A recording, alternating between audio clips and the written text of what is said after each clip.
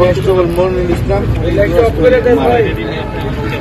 এছাড়াও Japan এমবেসির driver Sajjad Hossain, তার এই গুলিতে গুলিবিদ্ধ হয়ে ইউনাইটেড হসপিটালে চিকিৎসা দিচ্ছে। তার শরীরে 3 রাউন্ড গুলিবিদ্ধ হয়েছে। আক্রমণকারী কনস্টেবলকে আমরা নিরস্ত্র করেছি, থানায় নিয়ে যাওয়া হয়েছে। আমরা তাকে জিজ্ঞাসাবাদ করছি।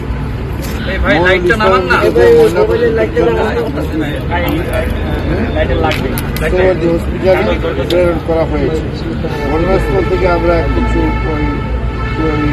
গুলির SMG গুলি এবং 20 রাউন্ড চাইনিজ রাইফেলের গুলি উদ্ধার করেছি এখন পর্যন্ত। আর যেহেতু এটা একটা খুব প্রাথমিক পর্যায়ে, আমরা তদন্ত করে দেখছি। তার সাথে যে ব্যবস্থা নেওয়া দরকার, নিশ্চয়ই আপনারা জানেন যে আমরা এই বিষয়ে কাউকে কোনো ছাড় দেওয়ার কোনো সুযোগ নেই, এবং আমরা আইনানুগভাবে আমরা জিজ্ঞাসাবাদ করব।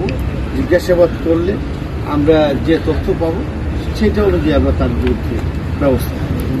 এখনো আমরা এখান থেকে আমি একটু ইউনাইটেডে যাব, কেন আমাদের যে একজন আহত হয়েছে তাকে আমরা দেখতে যাব।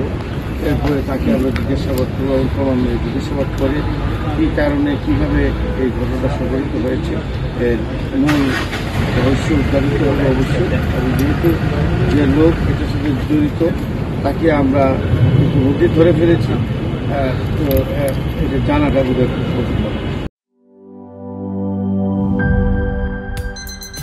আমরা পাওয়ার জেনারেশন,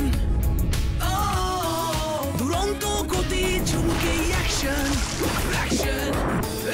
কাজে কিংবা খেলায় আমাদের সবার অদম্য শক্তি, এগিয়ে যাওয়ার হাতে হাতে আছে যে পাওয়ার। আমরা পাওয়ার জেনারেশন, নেমে যাই শক্তি, চুমুকে অ্যাকশন। Power, Chumuke Action.